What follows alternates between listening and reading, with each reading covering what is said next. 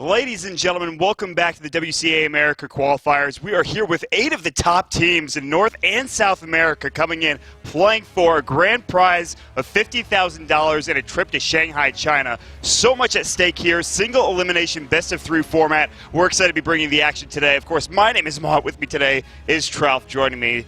Of course, we had a great day yesterday. It was Root Gaming versus Wheel in a best-of-3 series. That series went 2-1 in favor of Root. They played absolutely phenomenally well. Then it was Not Today versus Leviathan, one of the best-of-3 series, I think, in terms of entertainment value we've ever seen. That series 2-0 for Not Today. Let's go over that first series, Root versus Wheel, man. We talked a lot about the interesting drafts, also the importance of Winter Wyvern as it was coming out.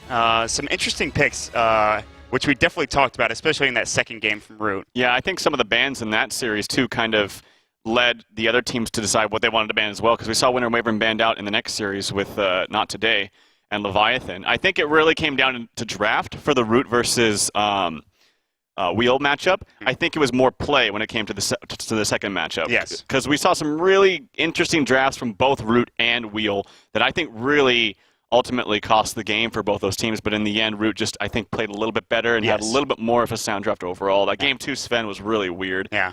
And then as far as the matchup after that with Leviathan and Not, it should have been Leviathan's game, quite honestly. Yeah. In both games, had a great start on their Storm Spirit, both games. Shibby played really well in lane the first game. He was beating the Lina that was played by Smash. Yes. He was winning in CS when he shouldn't have been. Second game, he actually got kind of crushed. The second time around, Smash was a little bit more comfortable on Panda.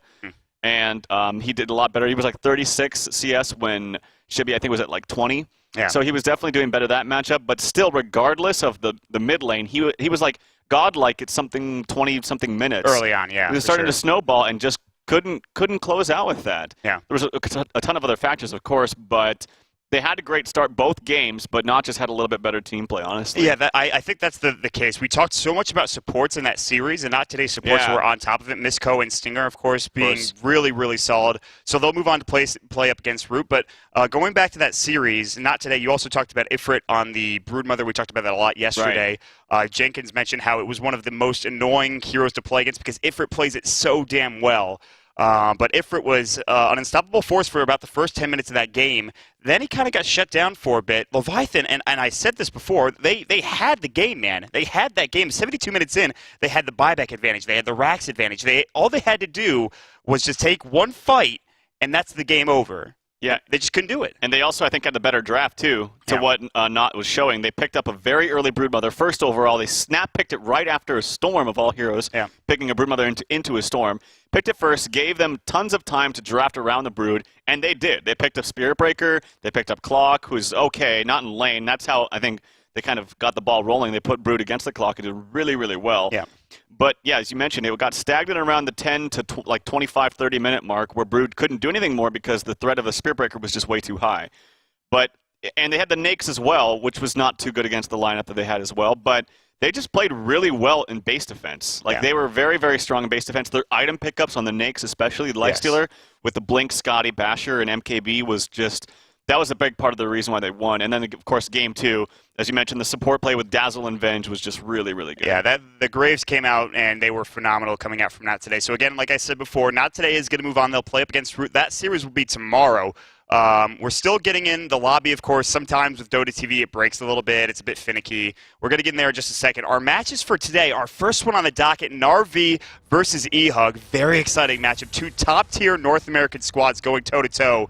NAR, of course, the heavy favorites here by a wide margin. If you look at some sites, it's going to as high as 80-20, and I think that's eHug's a very good team. Like if they were playing against maybe any other team in this tournament, they'd have a pretty favorable advantage. But NAR is playing so well right now, with the exception of the game they lost against Tinker yesterday. So, yeah, I wouldn't go so far as to say 80-20. I would say more like 70-30. Right.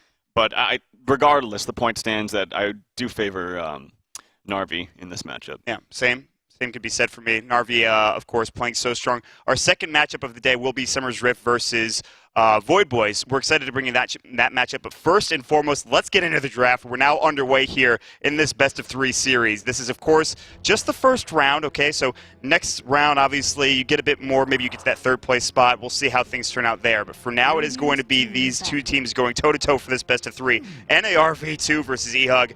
This is where it gets real interesting because 6.84 is here. We saw a lot of crazy picks yesterday. We saw a lot of crazy item pickups, maybe some detrimental item pickups like Lotus Orb for that Leviathan series. It's kind of crazy right now, honestly.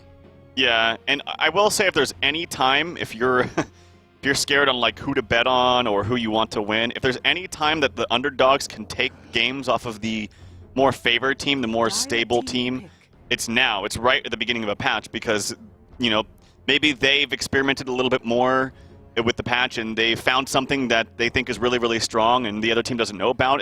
It's a very nice time for the newer and not so strong teams to take games off of teams that are maybe have a little bit more skill or a little bit more experienced just because of the fresh patch. So right now we see some interesting bans. Undying banned out first overall for NAR. Then the Quap. Quap has been, I think you said some stat last night, Moppax I'm sure has this too, that Quap has like 100% pick and ban rate, something like that.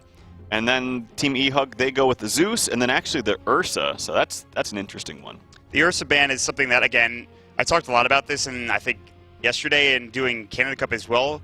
eHug and North America Rejects have both picked up Ursa, and they both love this hero. Korok specifically is a huge Ursa fanboy. He used to play it all the time, and he's been going off about how much he loves this hero in particular. Corey played it the other night against, I think it was top 5. For Dota 2 Canada Cup in a best-of-1. It didn't go as well as maybe he had hoped, but they still won the game regardless.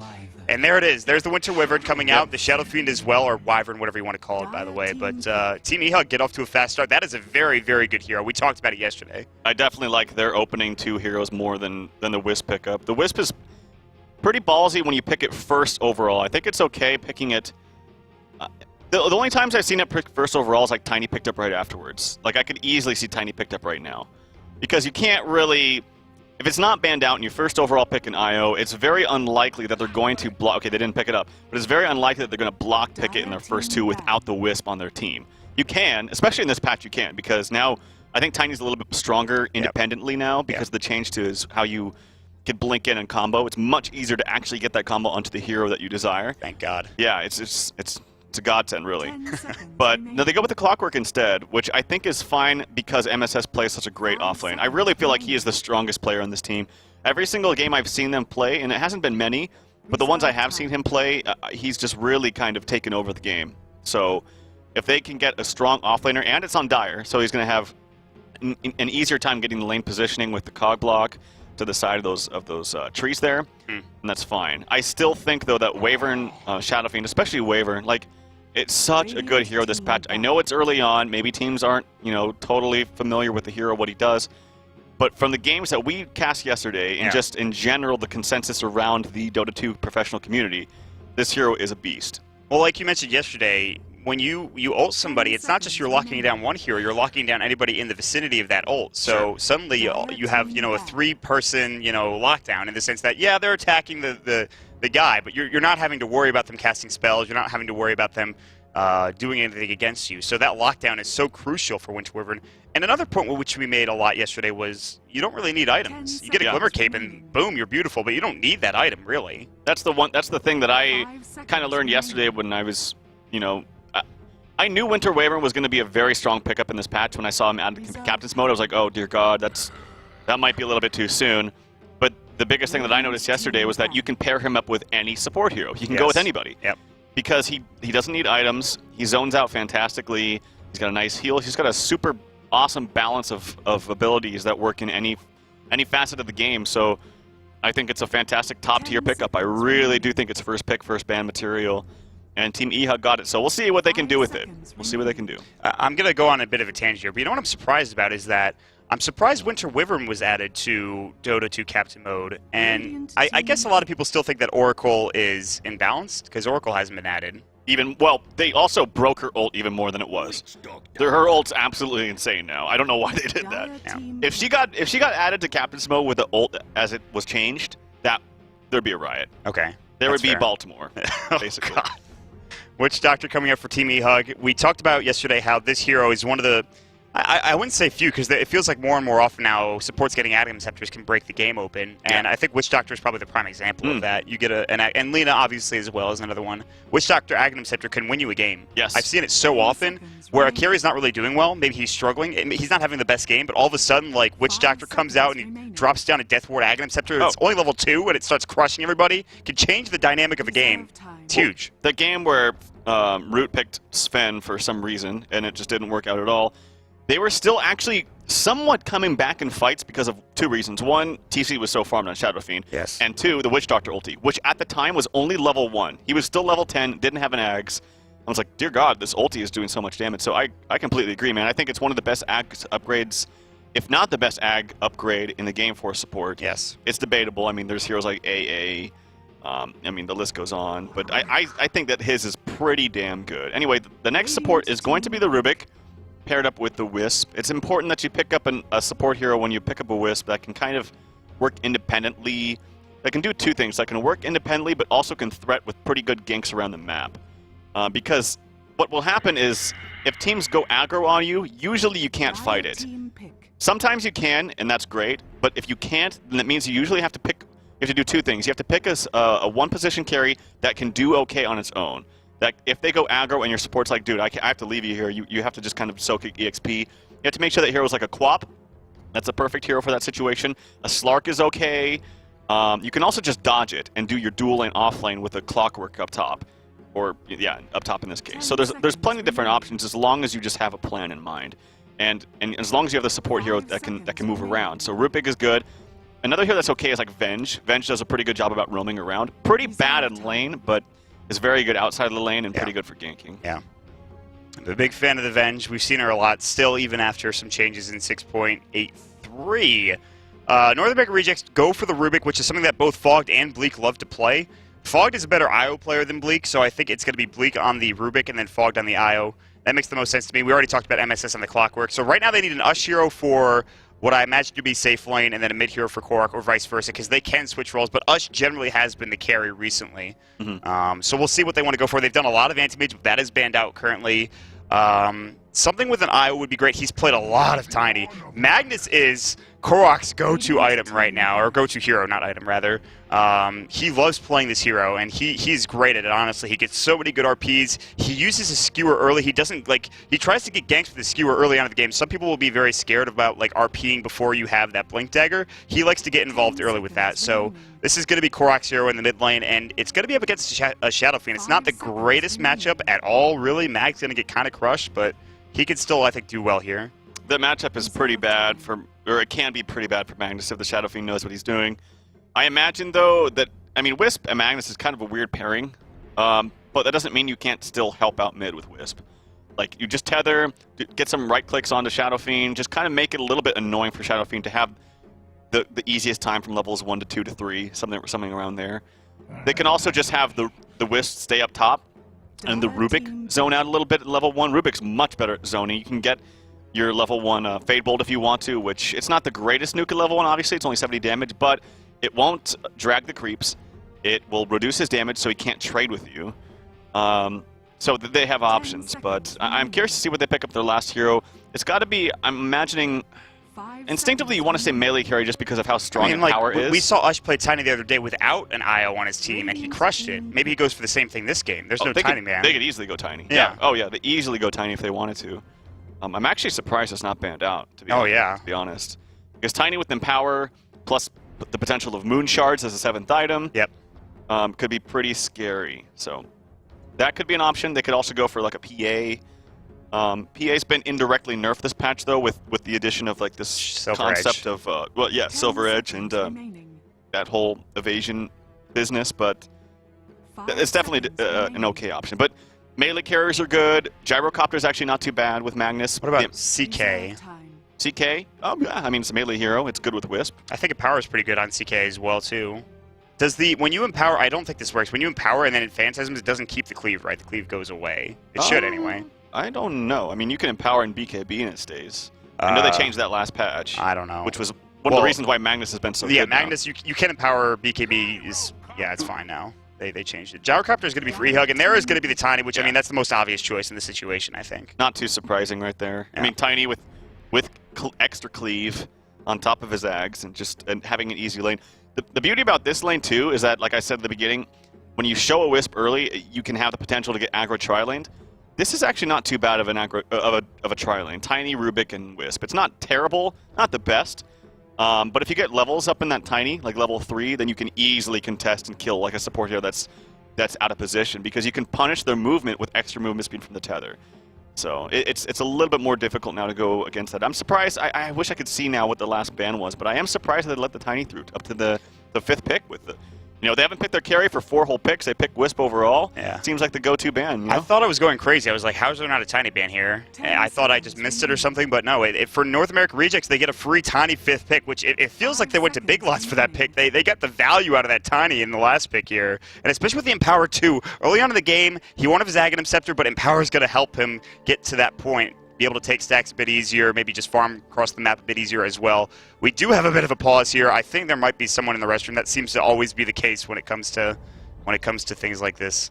But we do have NAR V2 versus eHug, and it is a best-of-3 series. And if you're looking at it objectively, who do you favor as far as the draft is concerned? Ooh, well, we kind of talked a lot about NARV's draft, so I haven't got a chance to really look and think about eHugs.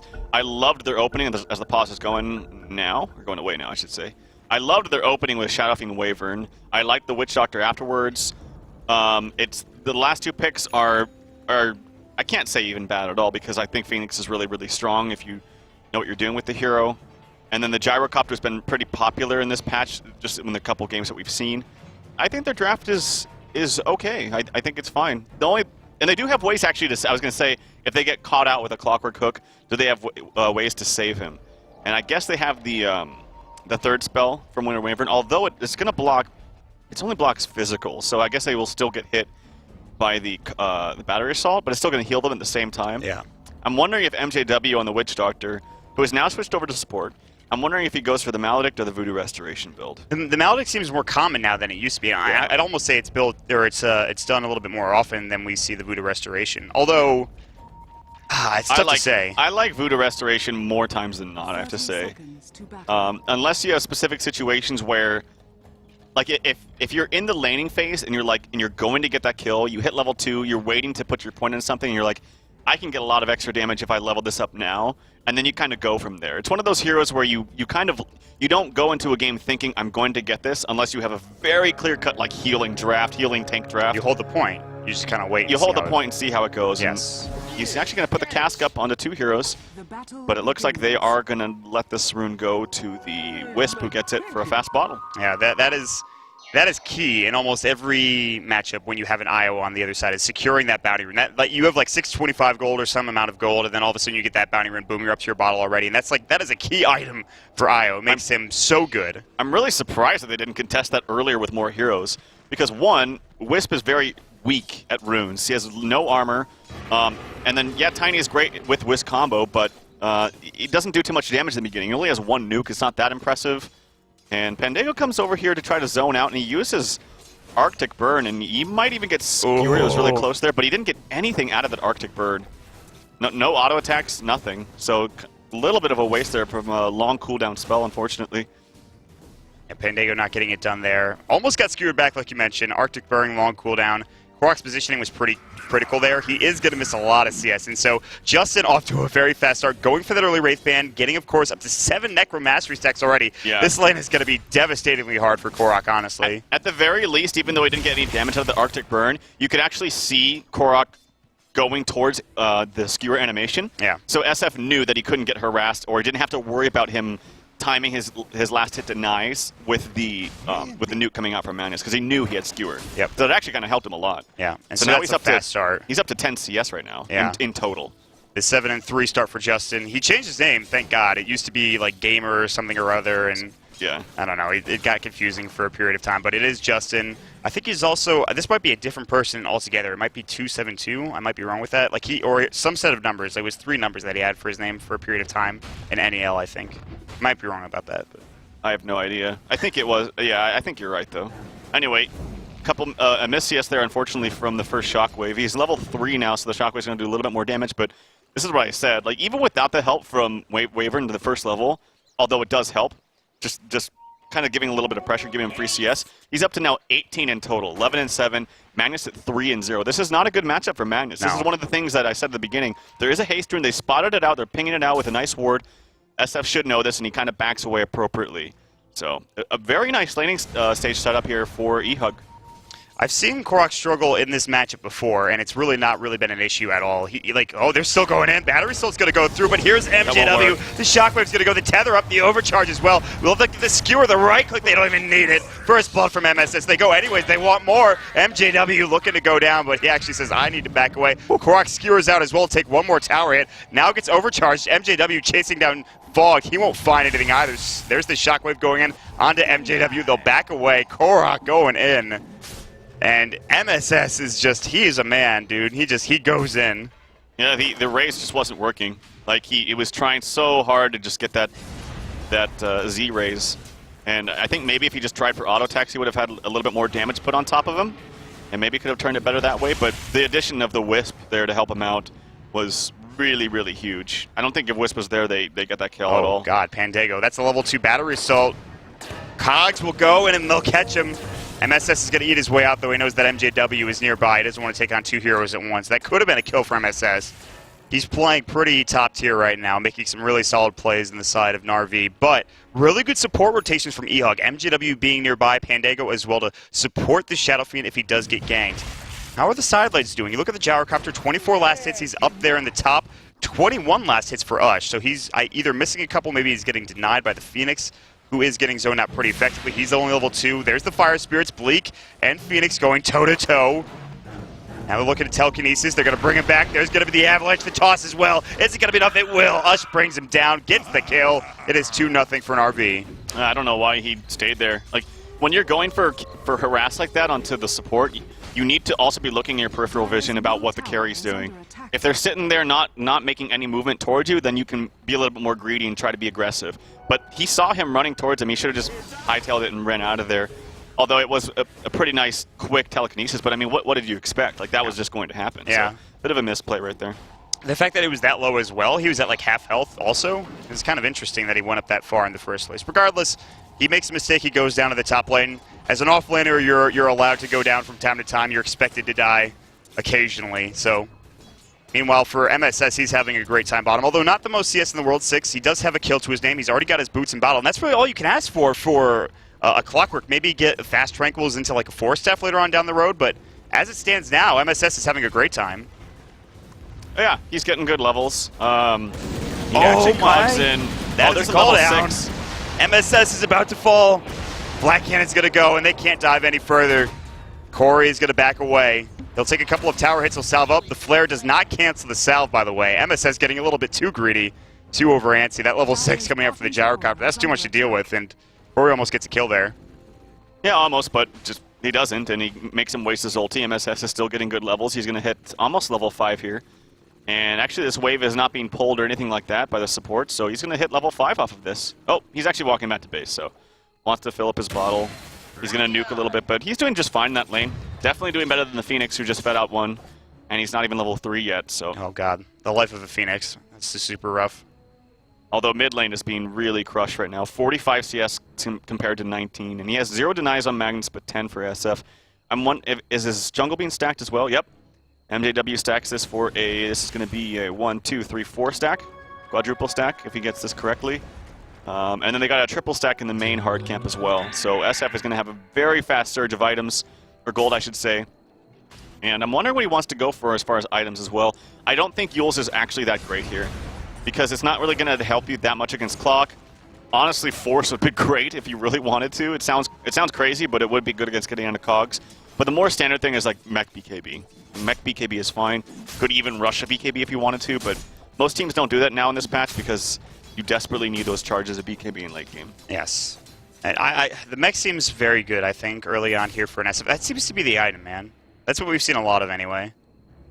We'll see if he goes for it. Although Shadowblade Silver Edge is another good item. Ooh, yes. That's something we talked about yesterday too, was SF's going Shadowblade Silver Edge. And didn't you tell me that it disables Grow as well? I think don't quote me on that. I could be wrong. I swear to God it does, but maybe I'm wrong about that. It says ability passive. I mean, it is a passive, and disabling grow is ridiculous, by the way. It just seems like that shouldn't happen. But I mean, I know I would imagine it, of course, disables the Craggy, but regardless, he has to go for BKB this game. I mean, there's just two tiny wisp. The combo damage is going to kill him from full to nothing, even if he has, you know, good levels onto him. Clock, yeah, exactly. The hook shot will kill him. He has to go BKB sometime early this game. Yep. Korok now up to 1,300 gold, so he's not doing too poorly. He's obviously a bit behind the Shadow Fiend. That's to be expected. You're not supposed to win this lane, or really even come close as a Magnus against a Shadow Fiend. The fact that he's up to 33 CS is okay, but 65 coming out from Justin, which is pretty big. He's having a great time.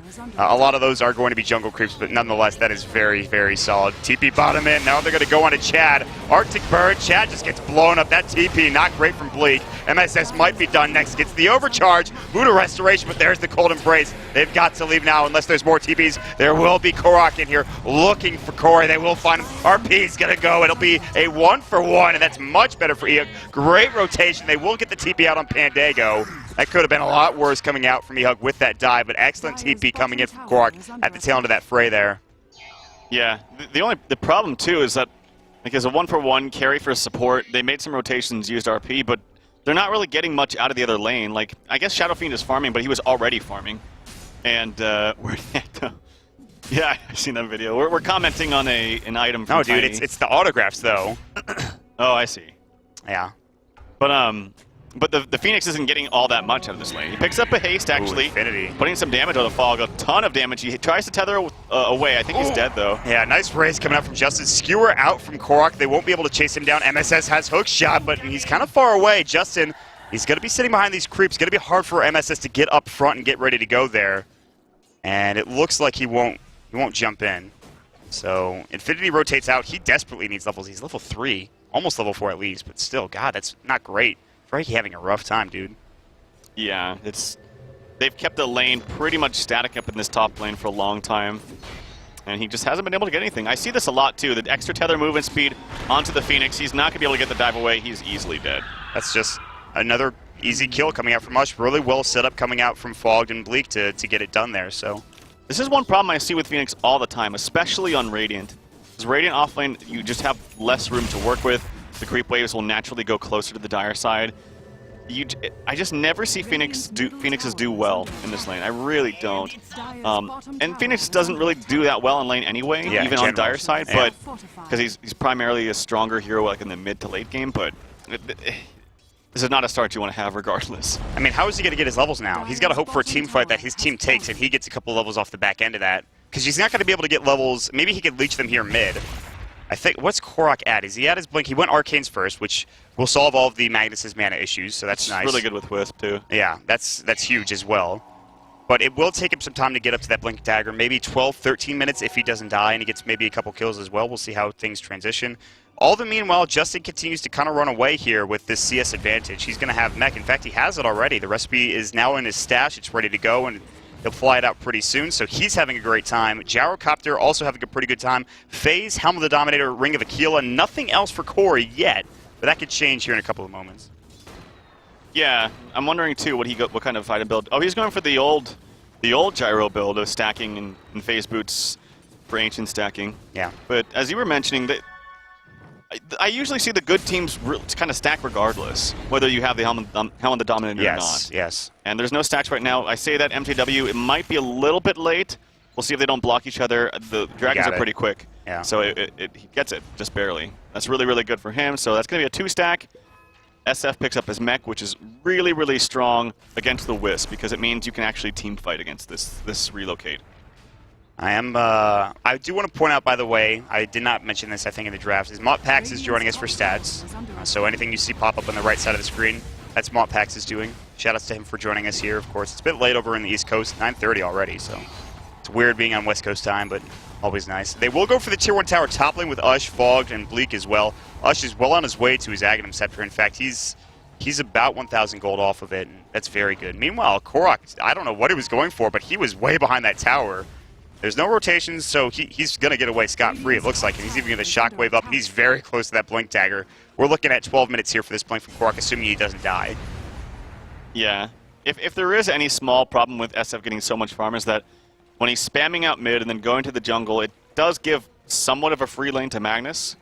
Like, SF is obviously farming faster, but it's giving, Magnus some decent farm too. Whereas if he just stood in mid, he would get less farm, but he would also stifle the Magnus's farm too, because he can easily just... If he shockwaves once, he's going to deny like 3 creeps. Yes. So Magnus will get 1 for 3 every single time if SF stays the whole time. So it's kind of give and take. Trade-off, yeah. You're going to get a ton of farm on your SF, but that also means you're opening up a tiny little bit more than the Magnus should already get. I honestly think shutting down a mag is more important than maybe getting up to the, that next item for an SF, because all of a sudden that blink dagger comes out, he hits like a 3-minute RP, the game changes drastically. I would somewhat agree.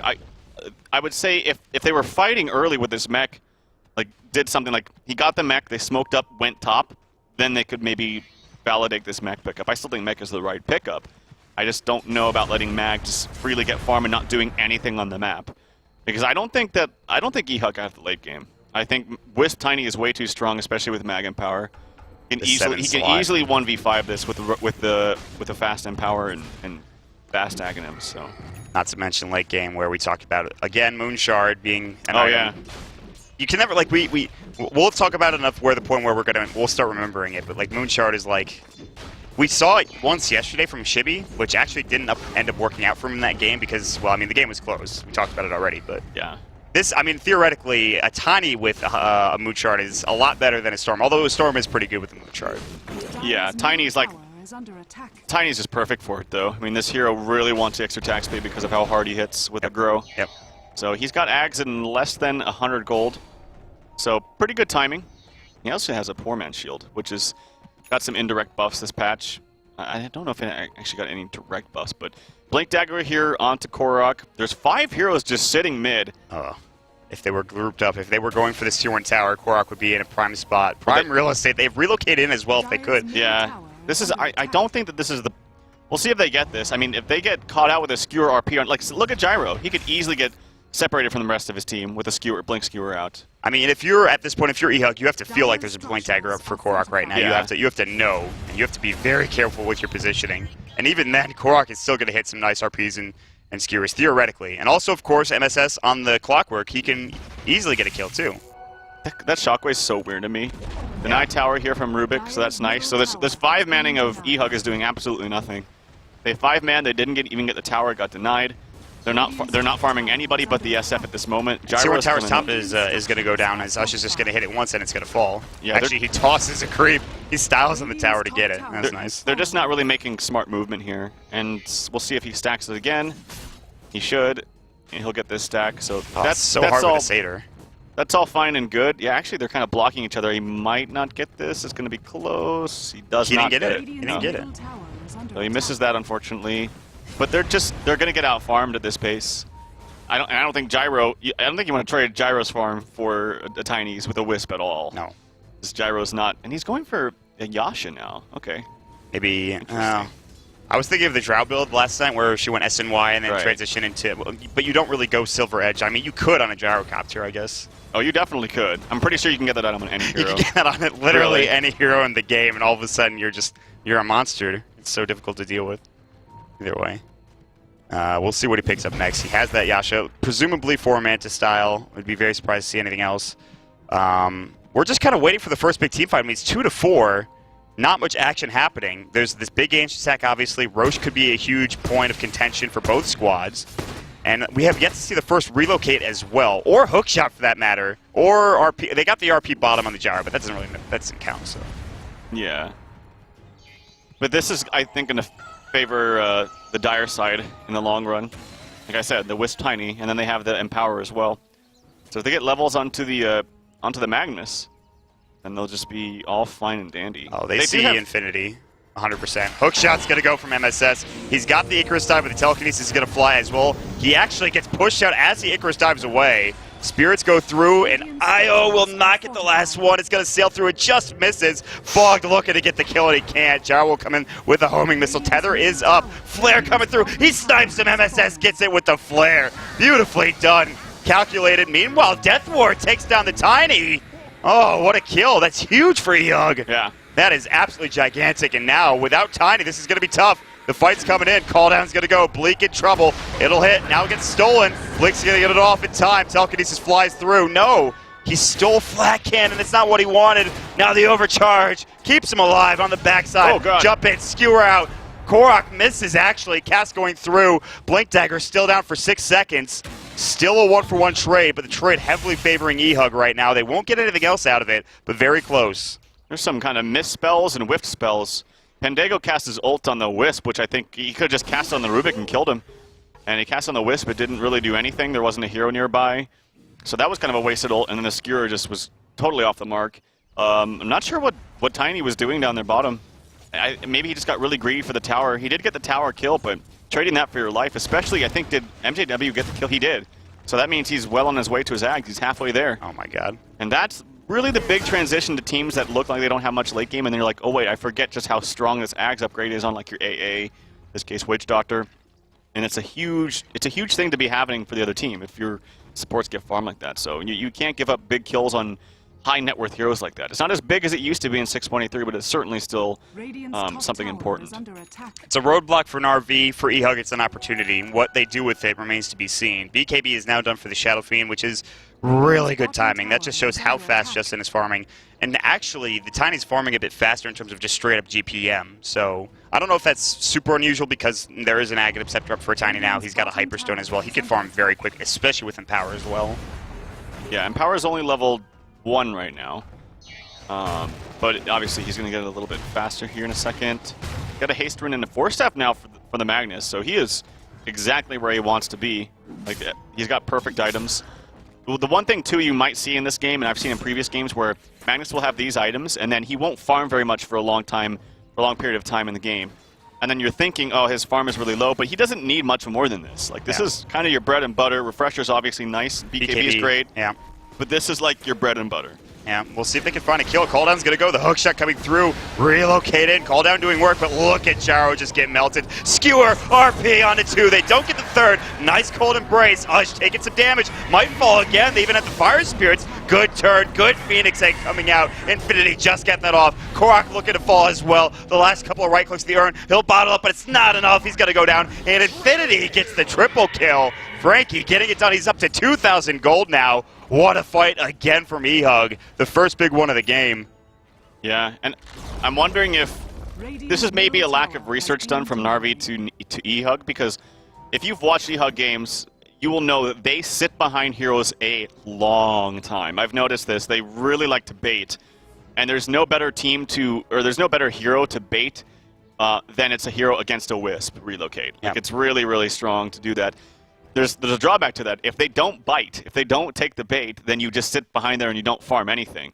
So I think against a team of like eHug, and actually they're going back into the game quickly, you can kind of expect that. Like I said, I've watched a lot of their games so far, and they like to really sit behind heroes and bait heroes. So if you just farm out, then they're going to waste their time. But if you take the bait and heroes aren't showing on the map, which they weren't, they were all sitting behind Corey, then it can be devastating. And you saw the ult right there from Winter Wyvern. I don't think there are any heroes attacking the Tiny, but it doesn't matter. It just, as long as it keeps him in place. And remember, if he does go for a BKB, it's still going to go through it. Yeah. That's the beauty of this hero right now. I don't think they had fogged for a bit there, but I think he just got caught out and died so quickly that the overcharge just wasn't enough. He has a Vlad's. I still feel like eHug are in a pretty uncomfortable position, despite that last team fight going their way. They have a lot more to work with now, obviously, with that kill.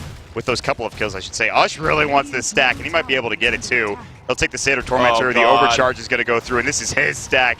They'll flare to spot things out. They see the Gyrocopter running in, but Ush has already taken all of this pretty much. Although the Fire Spirit's coming in pretty annoying to deal with. Another Fire Spirit actually misses. There's the Arctic Burn. They're trying to chase him down. The homing missile's going to go. Korok up on the high ground, or rather on the low ground, looking to the high ground, looking to find some sort of initiation. They won't find it. But all the Ancients gone. Ush takes every single one of them. That is, and they just watched him do it, too. They have a ward seeing that all happen as well. Oh, that's got to sting. I'm wondering if maybe you can get in range with the... Oh, there's the ulti. And Korok is dead. Oh, my God. So much damage. That ult is so good. It's so good. It's actually got a pretty good cast range on it, too. It's also, you know what's it's really great, too, against the Wisp Tiny, is that Wisp is usually always connected to the Tiny, too. Yeah. Like, connected by the hip.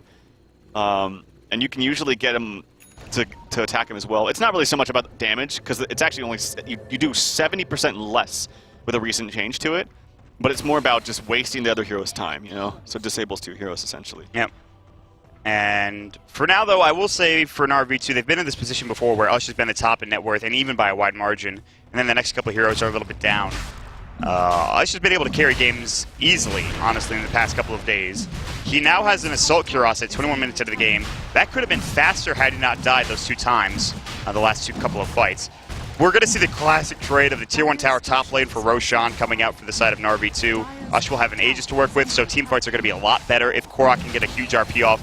I will say that one fight bottom, if that Supernova doesn't get off, is that fight different? I think it might have actually been just maybe a team wipe in the opposite direction if that RP gets off when Supernova doesn't get off. I think they were already going to kill the Tiny before that. The Supernova, the only thing I saw it really do, other than the AoE damage that it was applying while he was in the egg, was stun the mag. And so they might not have gotten the kill on the mag, but I think they'd still get the other kills. But yeah, Aegis for the Tiny, definitely a better trade there for an RV. Sure, they're going to be happy with that.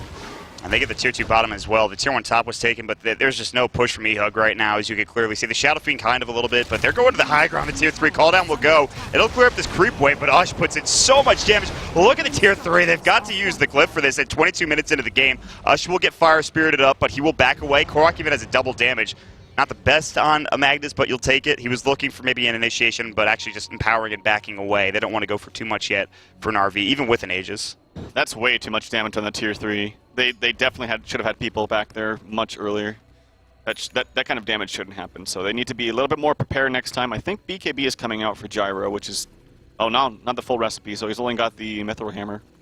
So he is not exactly where he wants to be on farm. He's 3,000 less than the Shadow Fiend, and actually 4,500 less than the Tiny, which is somewhat to be expected because Tiny Wisp farms really fast, but so does Gyro when you're stacking.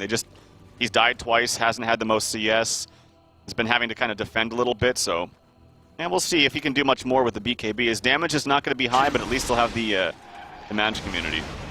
He has to, of course, his stacks, with the ancient stacks not being there either. Oh god, yeah. Ush taking those is not really great for a Gyrocopter, honestly. So Gyro not having the best time, but getting towards his BKB, and with that item, maybe it's going to be a little bit better. As the game progresses, I think Fori's effectiveness is going to be up there. There's Euls now for the Phoenix as well. One of the first times I've seen a Phoenix not go for a Midas, although this is 6.4, so there are going to be some different itemizations as we get through the patch. MGW also, he's pretty much got an Ags, man. Like, the Witch Doctor pretty much has an Ags at this point. That's really good. I still think the Midas is pretty good on Phoenix, because it's all about the egg late game. Your other spells don't really, I mean, your first spell is just a get-out-of-jail-free card, kind of. Your second spell is not as effective late game at all.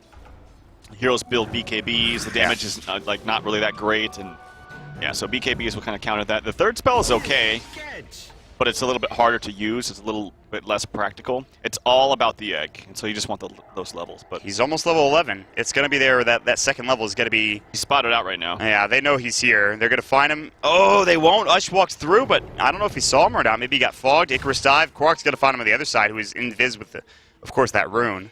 Maybe he looks for a setup here, but they could relocate in theoretically. RP they could relocate. Also go on a Justin as well. I'm imagining that's what they do. They start the RP, or they start the relocate and then RP.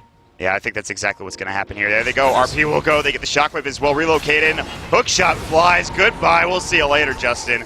How much work can an invis rune do for you? That's it right there in a nutshell. Yep. That's pretty easy to do, and there's literally nothing he can have done about that, unless he knew for a long time that the mag had invis. But that's just kind of unavoidable, and a big kill there, too. So it's important that you start the RP, start with the, the relocate, and you RP very, very quickly after, because he could just easily BKB and then the damage wouldn't be there after. I mean, obviously the RP will go through that, but then you don't have any damage, so nicely played. Yeah, Tier 2 tower being pushed into, but more importantly, Tier 3 bottom is going to fall. No glyph.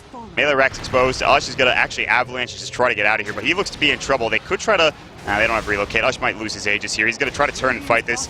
Telekinesis, Pandago getting blown up. There's going to be the toss coming through as well. The tether. Corey in trouble now. There's the Supernova finally coming in. Fog getting low. Rocket Barrage should clean him up. Can they get the kill? There's the homing missile. Ush wants this kill. He's got Avalanche. Can he use it? He gets the toss off and gets the kill, and the avalanche. He's still alive. Triple kill from Ush, dominating, and that was disastrous. That might be a Rax. There's no buyback on the side of the gyrocopter. It's going to be up to this level 1 Death Ward that does have Aghanim Scepter and Justin, who is very farmed. But I don't think they can hold this without those two heroes, the Phoenix and the gyrocopter. They didn't get the ulti off from Winter Wafer, and I'm surprised he didn't just use it on the... There is the look at it go. It does kill Rubik, and it gets the Aegis down, but, I mean, that's...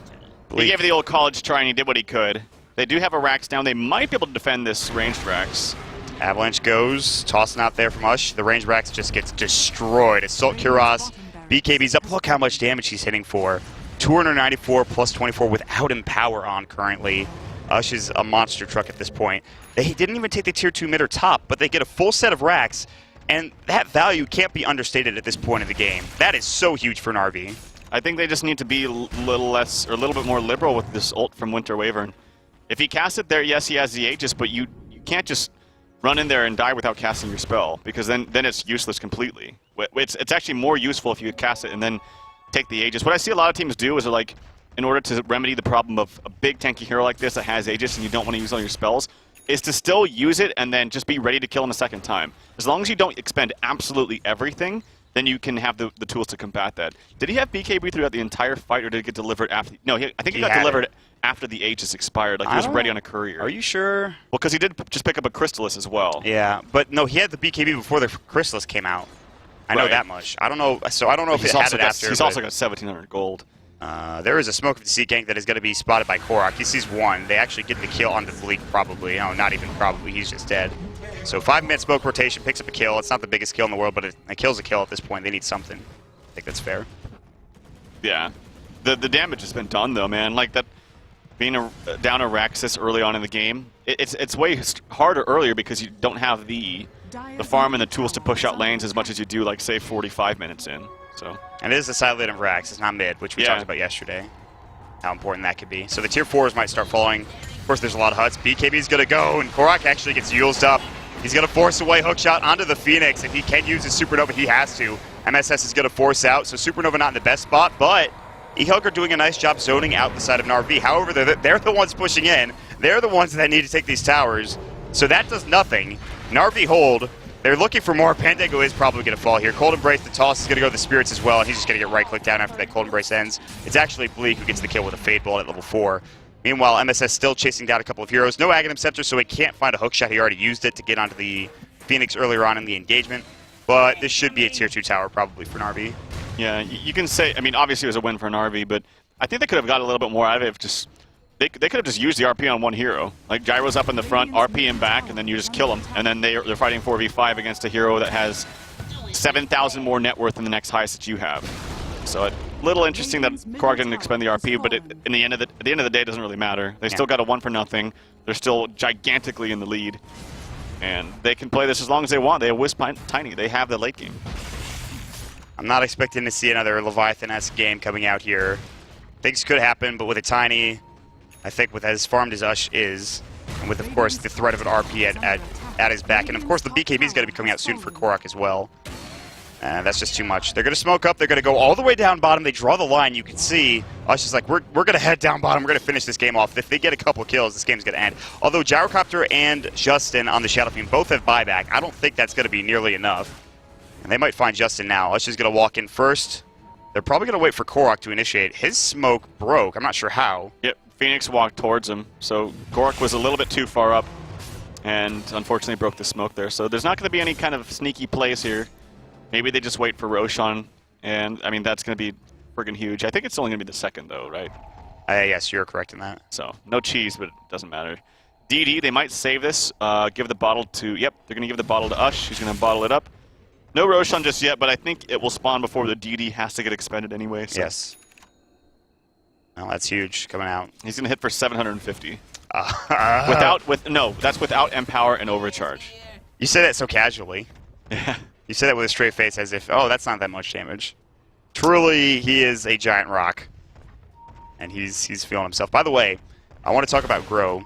Motpex was telling me on Skype on something in voice just a second ago that Grow is disabled, sort of. Really? So the cleave is disabled, but the move speed and all that stuff remains, as far as I know. So, well, the cleave just comes from the axe, so it disables the axe cleave then? Yes. That's kind of weird. So we're talking about break, obviously. Silver Edge and whatever other abilities have break in the game. Okay. That's interesting. It does not make him smaller, I don't believe. That was just a cosmetic bug, apparently, last time I saw it. So not as cool. Still pretty funny. Not as broken, but still pretty good. Still nice to have. Ush is going to be sitting currently at 1,800 gold. Roche is up very soon. It's about to respawn, in fact, right now. Na'Vi are putting on a menacing front here in front of the Tier 3 tower, but they will back up. They will head to Roshan. It's about to spawn as soon as the flare goes, and there it is. They see it, and the BKB comes out from the mag. What about the Clockwork? He's going to go point booster, so it is Aghanim Scepter for him. On the other side of things, there is going to be that Chrysalis coming out for the Gyrocopter. He still has a ways to go, though. The SF's going to be going for Butterfly. He almost has it, actually, but he won't have buyback. So he's kind of going all in for this defense, which is interesting.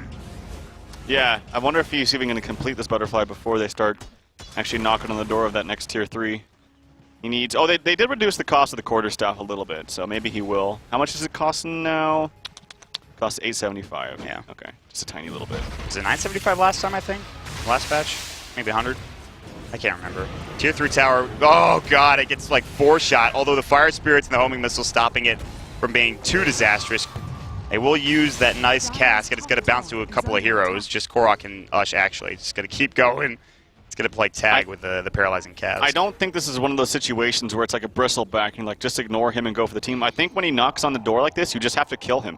You have to use some spells, kill him, and then try to hope that you have enough spells to kill him afterwards or kite him afterwards. But they can't allow him to just hit the... Ooh, that was kind of a bad glyph. Avalanche is going to go BKBs, and Corey gets 2-shot. There's the Death Ward, not doing nearly enough. Phoenix Egg will stun Ush. He's going to lose his Aegis. He's already resigned to it. Korok is just waiting, looking for a chance to RP, looking to blink in. He can't quite get there yet. Ush will take down the tower. Shockwave's going to go. MJW is going to be able to force himself away to get out away from it. Actually, that was a play from, I think... I don't know who got forced. Who forced him? It was actually, I think, an enemy forcing him away. Unfortunately, I think that was Korok. He looked like he was facing him towards him, and he wanted to get a force towards him, maybe a skewer out. But with all that being said, it's kind of anticlimactic. The middle Rax is going to fall, and just like that, the top Tier 3 tower now assaulted as well. Yep. Overcharge now, and this is going to be Mega Creeps here in just a second. No Gyro. He's got no buyback. He bought crit, I think. I missed the skewer. They do get the kill on the Phoenix regardless. He'll actually buy back. Fog's going to get cast up. He's kind of low. Melee Rex will go down. Requiem getting channeled. Justin will use it. It really only goes on a Bleak. He'll force to the low ground. He's got Blink in 1. Raze misses. Blink's going to get out. On the backside of things, there is going to be the ult onto Korok, but it doesn't do enough. Hookshot's going to come in, and that's it. It's just GG. Na'Vi too, they get a big 3-man RP, and then Ush just gets a crit and triple kills the entirety of their team. Oh, Gyro was going to get 2 got kills. The Rampage too. The Ultra Kill came out as well. Yeah, that is some damage coming out. And that wasn't like, there wasn't any decisive team fight that decided that game. Like the one team fight that was there, bottom lane, went for eHug. It was just that Ush was too big and tough to deal with, I think. As a combination of just not responding to the earliest push, they took like 75% of the damage on the Tier 3 for nothing. Then they responded really late. Then the next time it made it just so much faster and easier to actually get that kill on the tower. And I'm a little bit surprised. Like I said, I wish I could remember what the 5th ban was because, I mean, they picked up a Wisp first and then they picked up a Tiny last. This is the most common duo of heroes PL, with the, I believe, was banned with the Tiny. last. PL? Yeah, on the side of eHug. Yeah, should have been Tiny. I think so as well. Not to mention that this is a team, I mean, we know that these players like to play these heroes with Tiny. We know that this is a comfort zone for them, so I'm a little bit surprised that they didn't ban out the Tiny in the last phase. I think that was a bit of a mistake. I think they could have been a little bit more liberal with the ultis from Winter Wyvern at certain times, especially the one bottom when they went for the Wisp instead of the Rubik for a free kill.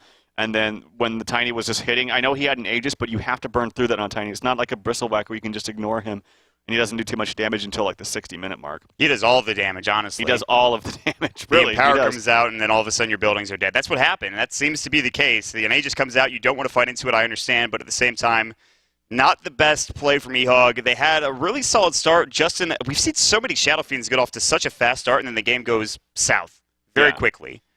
I think they should have fought much earlier with it. As soon as he got that mech, maybe smoke up, go top, and do something like that to be aggressive to the Tiny before he had any items. He had nothing. They had Tread's mech getting closer and closer to a BKB on the SF. Mag didn't have his Blink Dagger yet.